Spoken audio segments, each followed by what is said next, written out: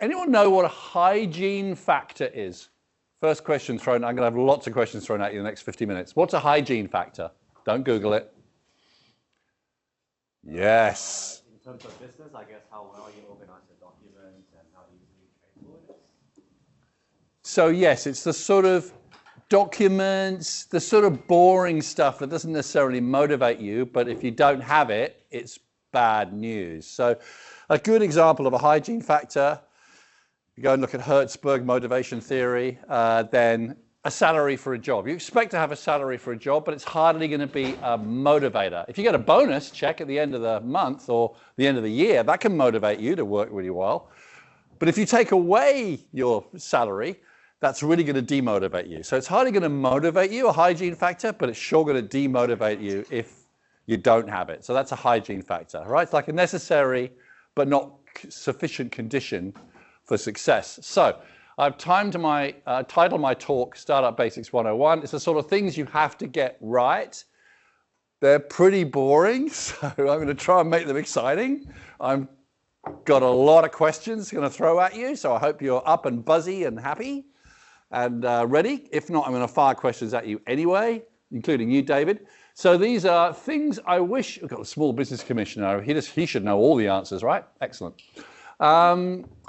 So glad you turned up, aren't you? Things I wish I'd known before I did my startup, right? A lot of this stuff I didn't know. A lot of this stuff I got wrong. So this is a hygiene factor. We're going to clean it up, make sure you get it right. Tick, tick, tick. It's like a tick box, right? Before you go any further, setting up your companies. Or things to set up your startup for success. But even if you do set these up, this does not guarantee success because these are hygiene factors. These are things you should have, and many of them you might have already done. And you'll go, Charlie, I know that. Fine, we'll move on. Some of you won't know it, some of you will know it, okay? Now, first question I got to you, what makes a startup a startup? No, it doesn't. Starting up is not sufficient to be called a startup. Startup is like a subset of a small business, but why does Charlie, this guy here, keep banging on about startups for the last 25 years, get all excited about startups? I love meeting startups. I have coffee with startups every day. Taz. It's scalable. They're scalable, right? Scalable. That, in one word, scalability. That's what's exciting. So you can have an idea, you can have the company set up, right? And within a few years, it could be worth billions of dollars, like Canva did, you know, set up 2012 here in Australia, in WA, now in Sydney, stayed in Australia. They're now worth, what, 60 billion US dollars. Heading towards an IPO probably later this year or next year on the NASDAQ, where they may be worth 130 billion, is what we're thinking possibly. Amazing. UWA graduates, an idea, scalable lines of code, that's all it is. I love B2B SaaS because B2B SaaS is scalable lines of code. Some of you have got a business and you've got an old-fashioned business and you're going to think, how can I make this tech-enabled? How can I make this scalable? And that's why you came and did this program. Some of you have got an idea and you think, how can I scale this? The Facebook for buildings, how can I scale that? Right? So scalability is what sets you apart. Yes?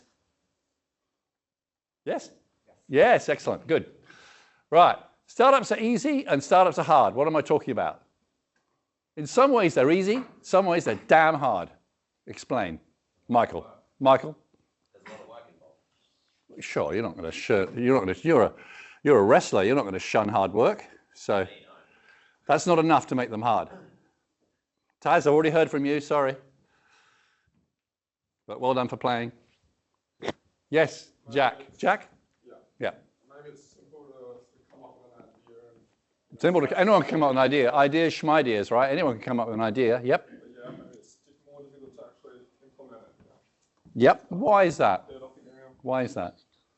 Why particularly for scalable startups is it hard? And by the way, it's easy. You can set up a company. Anyone can set up a company. You can do that in 10, 15 minutes. And so it's easy to start a startup, right? It's easy to do a startup. There's a huge funnel of ideas and people who set up companies, but how many actually succeed? Why is it so hard? Of course there's roadblocks. Roadblocks, if you set up a jewelry company, which I wouldn't say is a scalable startup, or a law firm, with all due respect to law firms, not scalable. They're hard. But what's particularly hard about a scalable startup? Some of the things that you're doing. Meeting people, that's not hard. Finding the right people. Finding the right hard, yes, okay. Well, let me give you a clue. It's a bit like walking on eggshells because, and I found this particularly hard when I did my startup first time round, you're trying to get consumers to change their behavior. That's what makes it hard. You're going into a market, right? You're going to a market where there are incumbents and you've got consumers already probably fairly happy with their existing product or service. So it's really hard to change their behavior. And if you read the book that I put into, I think I did put it into Slack, or not the book, actually the journal. Did anyone read that I dropped into Slack? There's a little journal about why it's really, really hard to change consumer behavior. Harvard Business Review, wasn't it? Harvard Business Review, very good. Remember what it was called? Stony buyers and eager sellers. So you're very eager to sell because you're all startups and you so love your idea, you've fallen in love with your product. What we tell you on this course is you've got to fall in love with the consumer problem. Trouble with consumers is they're pretty happy, even if they know their product is not great. They've sort of got an overinflated opinion of the product they've got. So changing their behavior is really hard, right? You're trying to change behaviors. I was trying to get real estate agents to put their ads in the internet back in 99, 2000. They'd been putting it in the newspaper for 50 years and doing very well, thank you. They saw the internet very suspiciously. They thought, what are these two weird founders with strange foreign accents doing? And we ran around trying to get real estate agents on, and most of them wouldn't even take our call. It was really, really hard. Okay. Business structure. When you set up a business, some of you, who's already set up a private limited company? Okay, some of you have. So the rest of you don't have a company, or do you have a sole trader status, which is by default sole trader status? Yeah. I doubt you've got partnerships. Partnerships are usually for like law firms, professional services. No one's got a partnership set up, right? Good, excellent. And I doubt you've got a trust. Trust is a way of, well, we won't get into trust. I've arrowed the one you're probably going to use. You're probably going to use a private limited company. The advantage of a private limited company is it makes a separate single legal identity from yourself. So it protects you, the person, and separates you as a legal entity from the company. So you're probably going to do private limited company, PTY limited. What's the limited mean in private limited? Anyone know what limited means? Limited liability, but what does it actually mean in English? That's the legal. What does it mean for people? For you? The company and the people are different. So that's the separation, but I'm talking about limited liability. So limited liability on what? Yes? Not necessarily, don't take your personal assets like your house. So they could, but basically the limit of your liability is the debts of the company, right? In simple terms, right? Which protects you.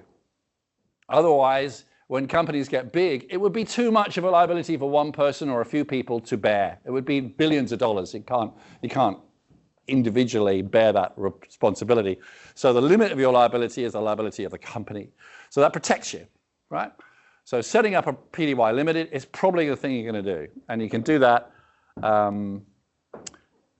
at ASIC. But before we talk about that, very important, structure follows strategy. So before you even think about that and how you structure your business, think about the strategy of your business, which is basically where you're going, right? Strategy points out the direction. The structure is the vehicle to get you there. When structure fits the plan, teamwork improves and costs go down. So if you were a cool little startup, which a lot of you are, tech startup, maybe a B2B SaaS startup, then you'd probably want a sort of flat structure. You probably don't want lots and lots of tall structures with lots and lots of different divisions and different management, etc., getting in the way. You do if you're government. I've worked in government, federal and state. They love that. They love layers of government because they're very risk averse. Like, but you are a sexy tech startup, so you're probably not going to have lots of layers. You're going to have a flat structure with not many layers, probably no more than 3 from the top to the bottom. It's going to make communication easier. It's going to make risk-taking easier. It's going to make decision-making easier, right? And if you're going to do a regional structure, because you're going to serve regional areas, then you might have a team in the Southwest. You might have a team in Perth. You might have a team in Sydney. You might have a team in Brisbane. You'd have like a regional structure, maybe even a team in Singapore to do Southeast Asia for your expansion, right? Regional structure. But work out your strategy first, where you're going, your roadmap, before your structure, because structure follows strategy, as defined here. Strategy is the determination of long-term goals and the objectives of your enterprise. So I think a lot of us were asking you at interview, you know, what do you want to do with this company in 3, 5 years? We were basically asking, what's your strategy? Where do you want to go? Okay. Now, the other thing about strategy is careful about your strategy, because culture eats strategy for breakfast. Anyone know what that means? It's a quote from Peter Drucker, well-known management theorist. And have a guess of what it means. Culture will bleed over into the strategy. You can have a strategy, but if you're all lazy, you're not going to follow through that strategy. Yes, true. And how people behave, which is culture, will actually determine what you do. So the standards that you walk by as a leader, the standards you ignore are the ones that are going to be set in stone, right? Culture is how things are done around here. Culture is how things are done around here, how people behave, how your staff behave when no one's looking. So that's the crucial bit. How do they behave when they don't think they're being watched? That's culture. So are they can they make decisions? Do they work hard? Do they slack off? Do they work well in teams? Do they show initiatives? Do they help each other? Are they innovative? Right? What is their culture? How do they behave? Who determines the culture of the organization? Where's culture set? The top. Always the top. Right? You are the top. You're all the founders. You set the culture. You decide what decisions and how people behave. You decide what actions you're going to ignore and which ones you go, hey, we don't do it like that here. You decide which actions you praise. That was fantastic. You showed fantastic initiative. That was amazing. Love it. We celebrate that, right? You determine the culture of your organization. It's set by you. True, every person you add to your organization will change the culture in some way, but it will be determined by you. So what culture do you want? How do you want people to behave in your organization? Right? And it might be that you want to actually sit down and have a think about that, because culture eats strategy for breakfast, said Peter Drucker. Absolutely, I've seen it. You can have all the strategies, you can have all the management plans, but how do people actually behave in the organization, with each other, with customers, with suppliers, with management, with the entry-level staff, with new people on their first day? How do you behave around them? What sort of norms of behavior are acceptable in this organization? That is set by the top of the organization. Even if the top organization doesn't know that and doesn't even try to impact it, they do. So, your culture and your values. What are your core values? I'm going to set a timer for 3 minutes, right? And you're going to discuss in your teams. There's the timer. 3 minutes, have a discussion. What are your core values?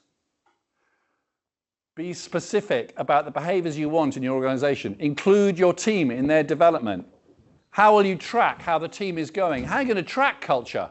How are you going to track if these things are being agreed to or not, are being followed to or not? How on earth are you going to track that? 3 minutes, go, in your team.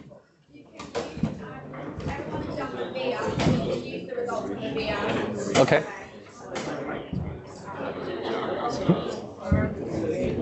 Yep. It's a track. It's a summary of that. So you all know it. Perfect.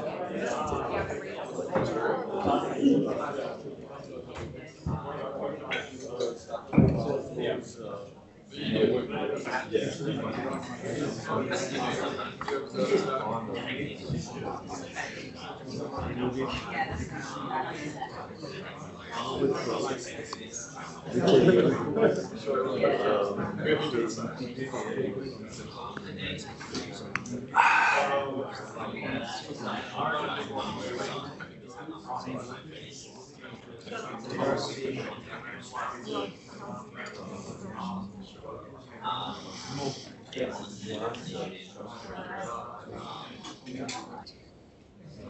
I'll take you.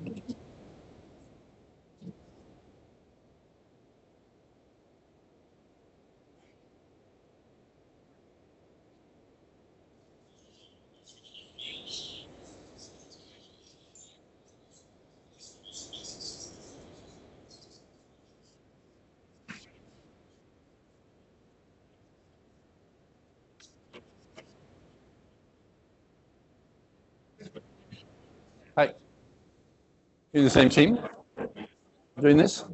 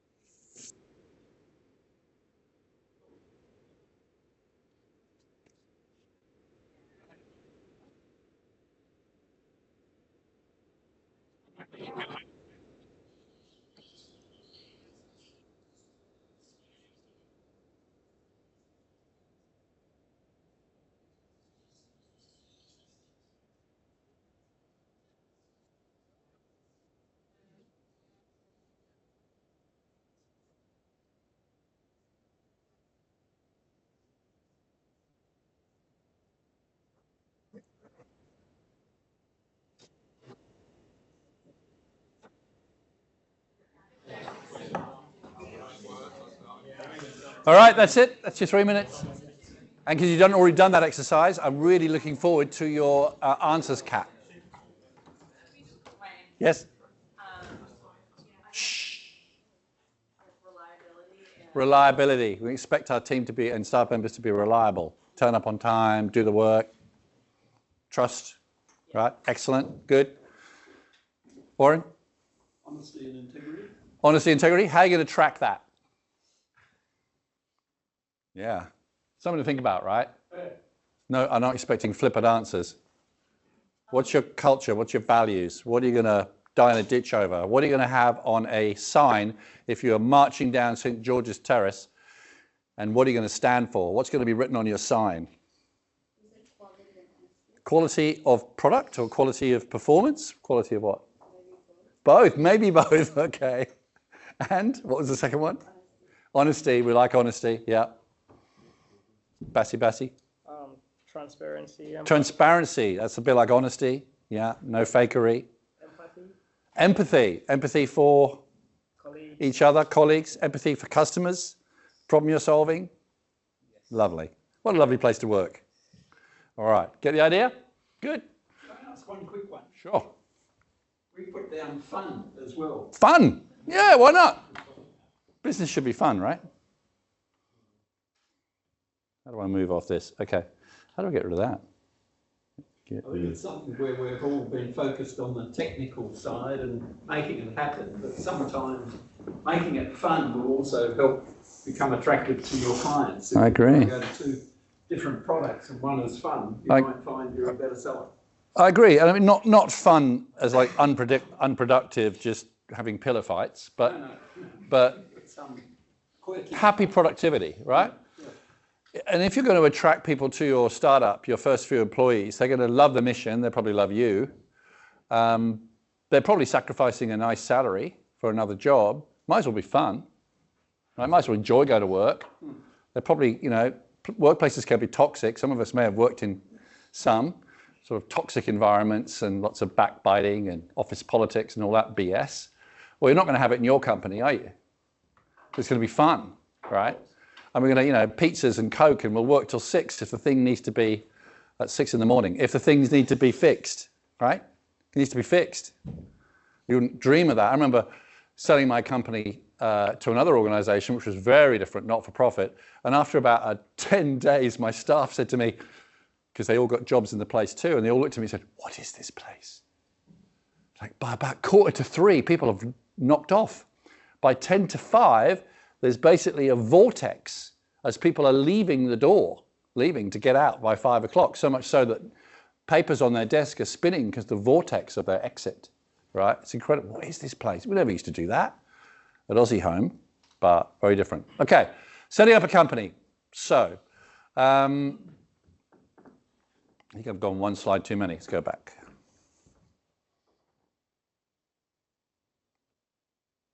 Yeah. So very, very quickly, ASIC regulates companies, Australian Securities Investment Commission, ASIC. Don't want to get in trouble with ASIC. When you set up a company, they would be a record of your company and the shareholders, the founders, etc. on ASIC. ATO, the Australian Tax Organisation, will register, of course, tax. You get, if you are expecting to have a revenue of more than $50,000, you're probably going to register for GST. And then you have to pay the GST on top of the products you sell, most likely, which means you'd have to do a BAS statement, more three-letter acronyms. We love three-letter acronyms.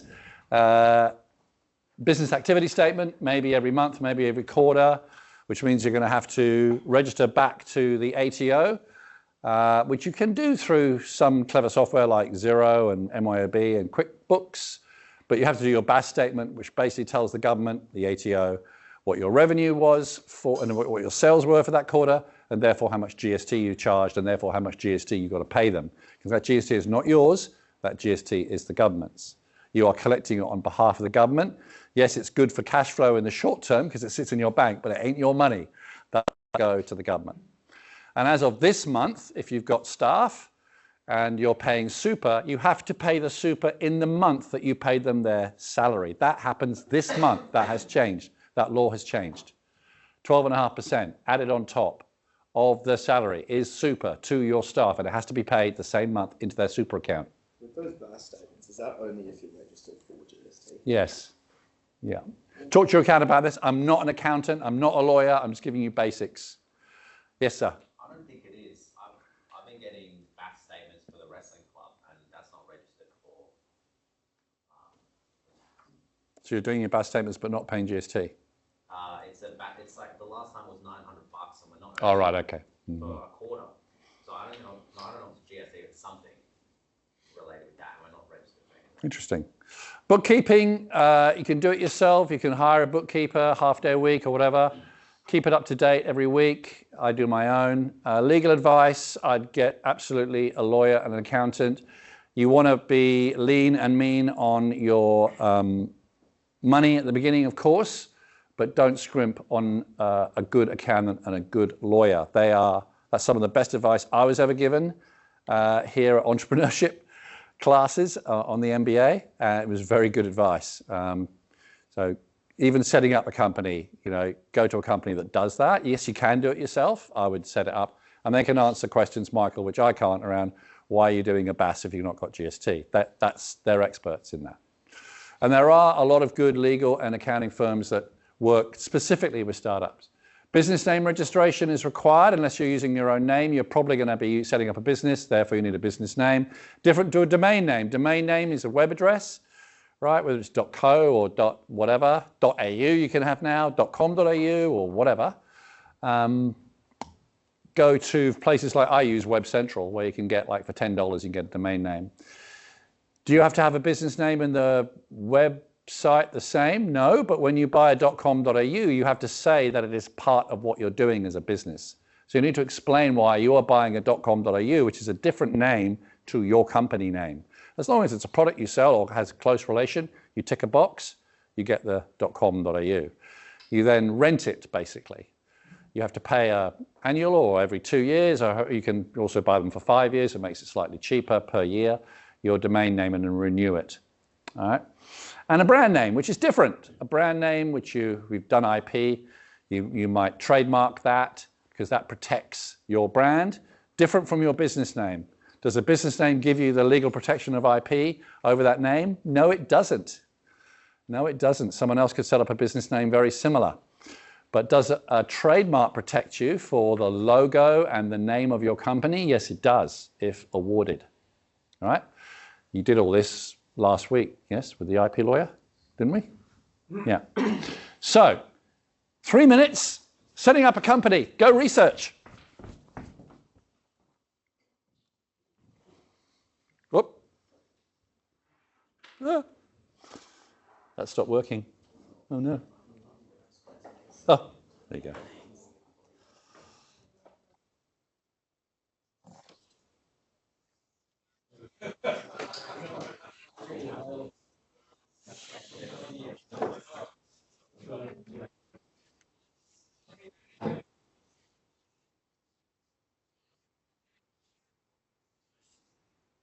What?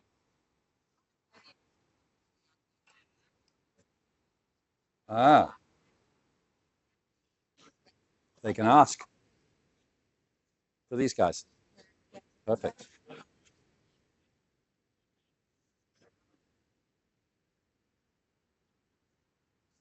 Do they know about that?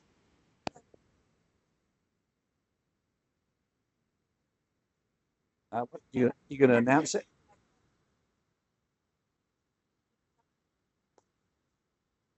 Okay. Can.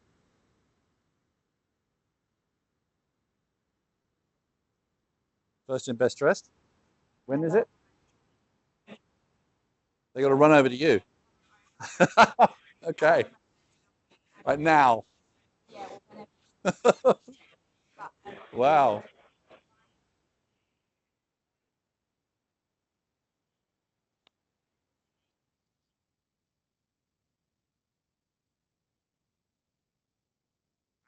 Okay.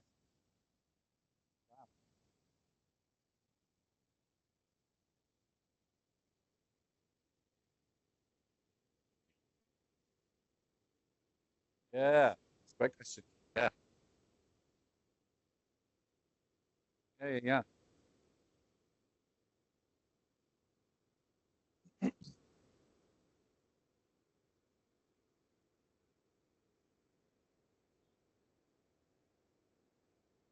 So you've got your name, Warren. Is the domain name available? Web Central. Yeah. Got on there, jumped on there. How do you spell EdiPro? EDIPRO is take.com.au. Yeah, well, you can grab the .com.au. Suppose you have to make sure this is on IP Australia. Do they have a trademark on that? But they probably have a trademark in a very different classification to you, so you're probably okay.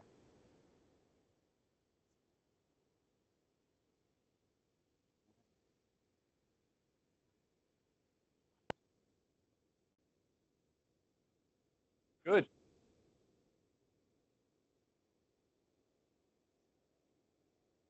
Okay, we're out of time.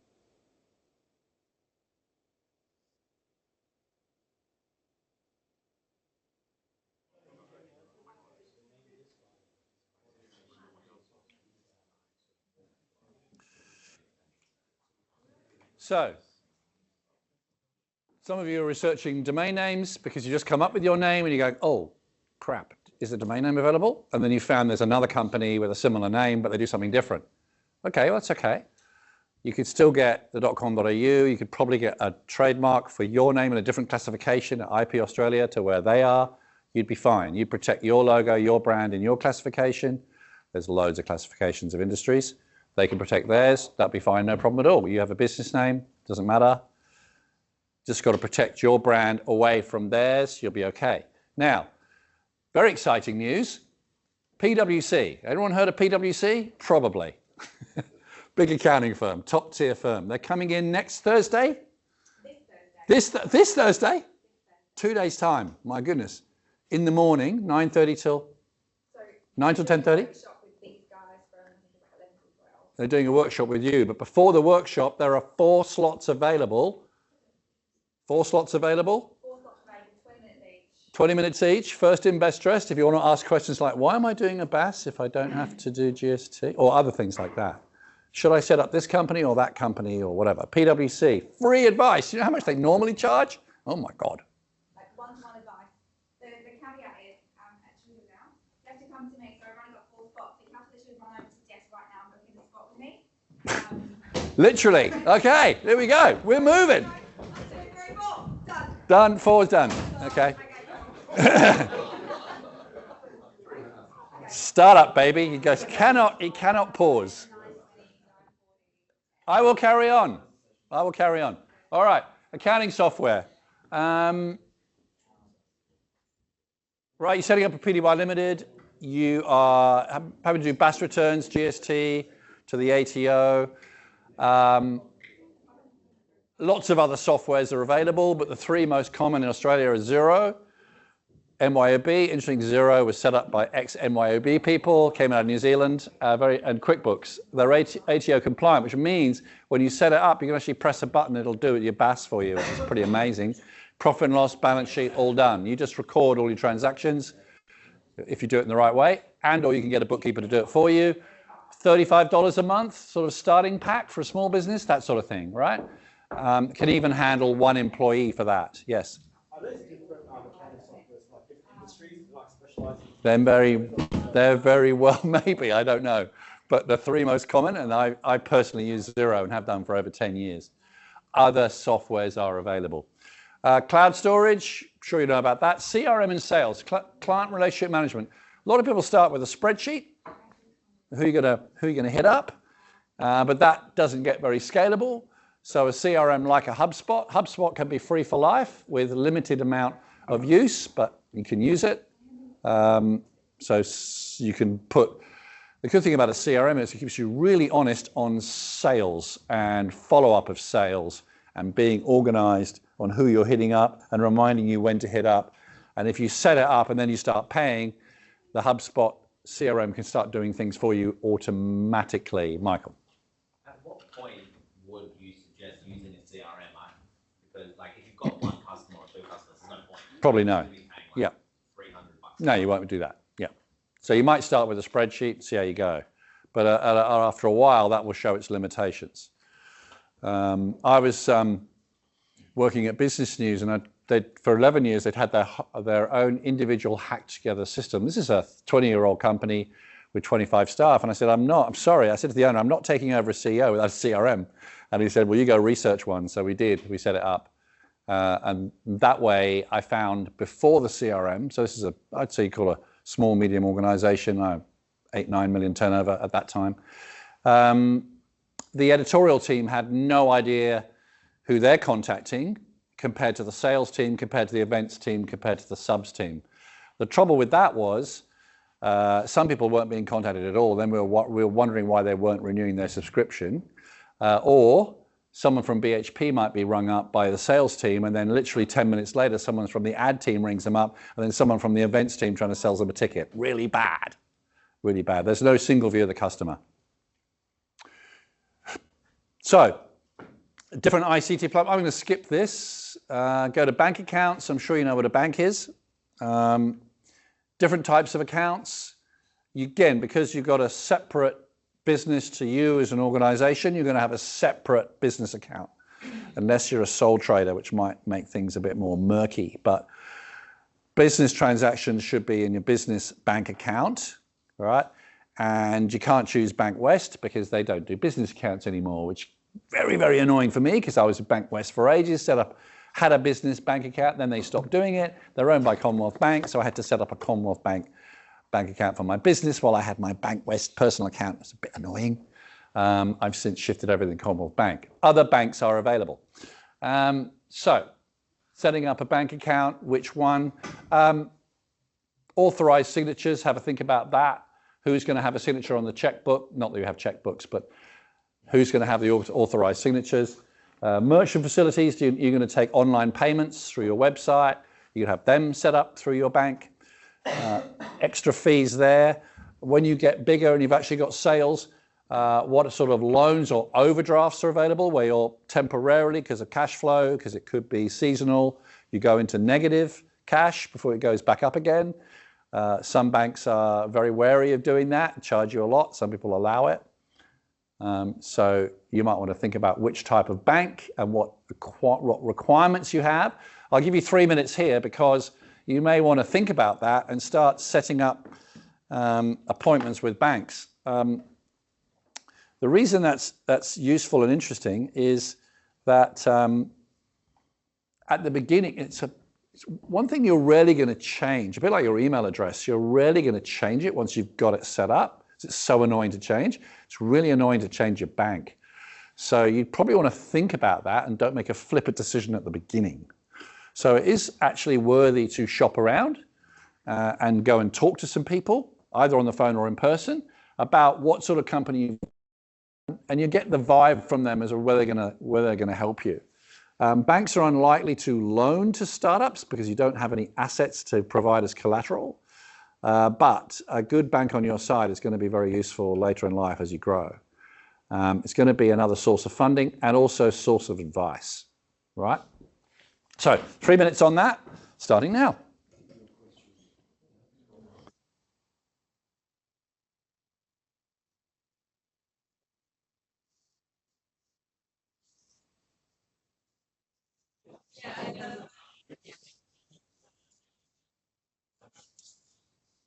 So I'm aiming to finish at 20 past 10. Give them a 10-minute break, and then you're on at 10:30. Cool. Gives us time to set up as well. Good, you got 4. Bang. Got to be quick. Got to be quick. Absolutely. Emails, Notion, Slack.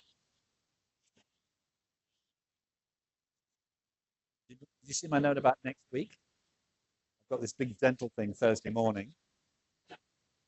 So for doing check-ins, I could do Thursday afternoon, or you could do Tuesday morning before Derek Gerard.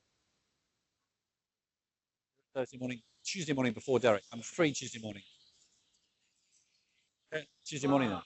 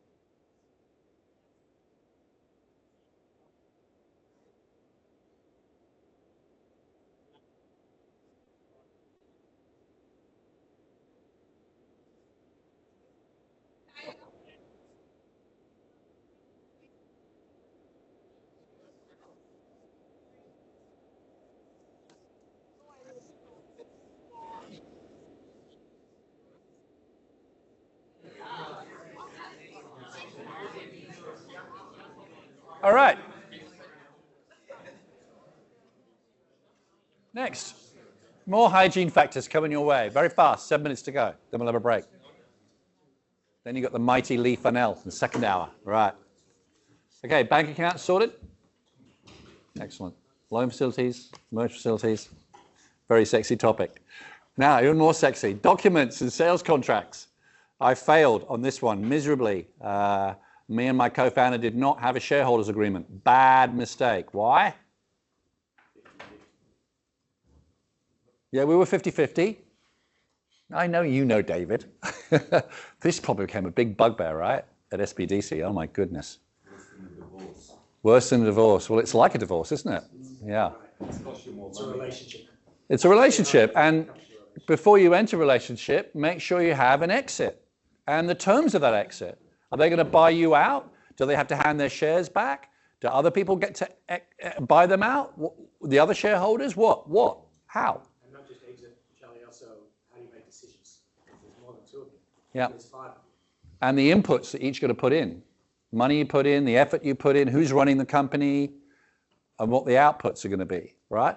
In a shareholders agreement, and yes, you need a lawyer. Unless there are lawyers that work with startups that have these sort of things. Be careful of boilerplate, downloaded off the website ones with American spelling that therefore have very little to do with WA law. So I know it's a difficult one. It's a bit like a prenup in a marriage, but basically it is, okay? It's very, very difficult and very nasty to unwind one.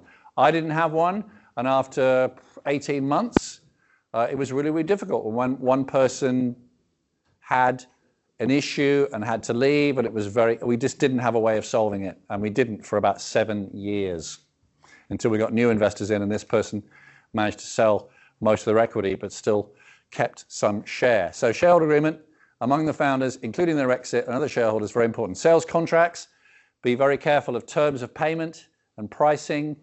You might have a sales contract that sounds fantastic, but when's the cash coming in? If it's a 90-day net term, you could be bankrupt by the time the money comes in. And big companies love to play with small companies like elephants and mice. Be very careful who you dance with. Supplier agreements is similar as well. Hello, nice to see you. Nice to see you too. Sorry for the interruption. Are you in the right place? Yes. Excellent. For you. Okay, here for me. That's lovely. Privacy policy is required if you're collecting customer data. Employee agreements, very important, right? And record keeping is required by the ATO for a certain number of years, and be very careful of boilerplates downloaded off the website. Clear? All right, we're rushing very fast. So we're not at school here, you're grown-ups, so we're not going to have time to do this now, but one thing you might want to do, if this is relevant, some of this stuff is more relevant to some other people than others, is research your industry, Google the legal blogs on your questions, make sure you're looking at .com.au pages. You maybe use AI to refine and iterate, but don't scrimp on a lawyer. It can really cost you. So get these documents sorted. There's a whole series of documents you require at the start of an organization. Make sure you have them. If not, put it on your to-do list. Okay, clear? Yes, nodding heads and appreciation. Lovely. Business practices. Okay, we're almost done. Now then, you've got an organization, you've set it up, you've done your IP, you've got your domain name, you've got your business bank account, you've got your shareholder agreement and all your employee agreements and everything's fine. You've set your culture, your values, that's the thing you're going to walk by, you've done all that, right? That's fantastic. How are you going to keep this thing under control? So what sort of meetings are you going to have? Now, you might think, yeah, but it's only 3 of us in the whole business, Charlie. Yeah, but start as you mean to continue. So you're going to have like a 15-minute check-in every morning, every Monday. What are you going to do? These sort of pulse meetings. You can have a stand-up meetings that last no more than 9 minutes, because otherwise people like to talk too much, right? How are you going to use it? You're going to have a weekly, fortnightly meeting for management, if required. You're going to have a quarterly meeting, which is more like a board meeting.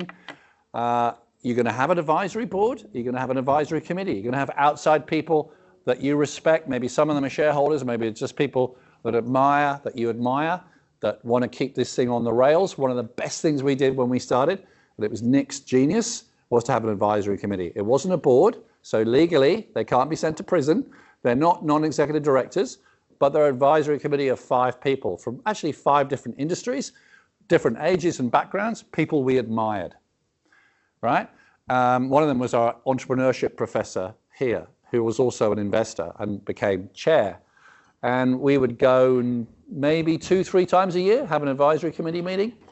And it was fantastic. They pumped up our tires and they set us off in the right direction, because when you're running a startup, especially when you're actually doing it, you're looking at your bootlaces every day. How can we get through the day, the week, the month? What an advisory committee is great for doing is saying, well, where are you heading? Remember strategy?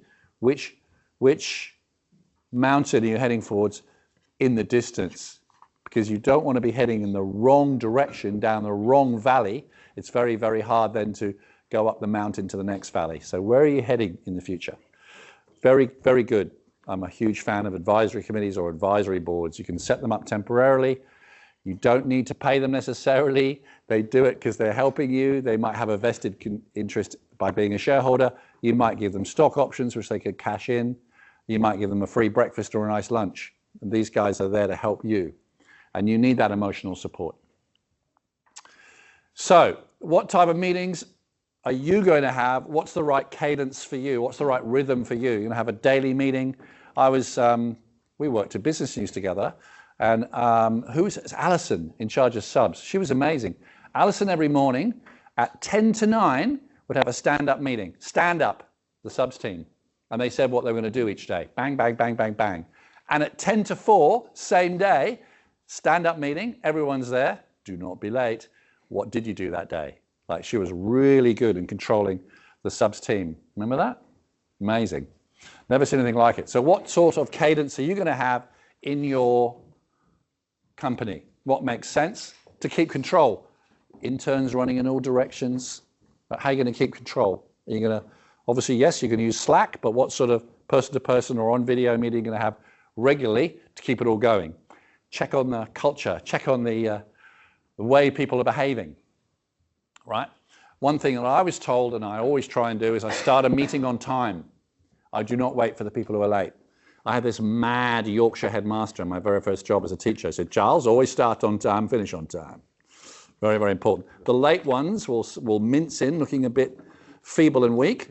Do not wait for them to arrive. You start on time, let them be late. They'll soon understand that you start on time, right? Change their behavior, not them change your behavior. These are values, these are behaviors. This comes to culture, which you set as the leader, right? So, final thing. You might feel like a little turtle at the moment, right? Very, very small. You got your little shell on, and that's okay.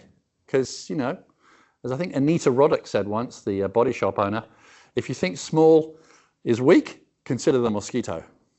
Mosquito's pretty small, right? Can really be quite annoying. So, engage with your first customers, knock their socks off.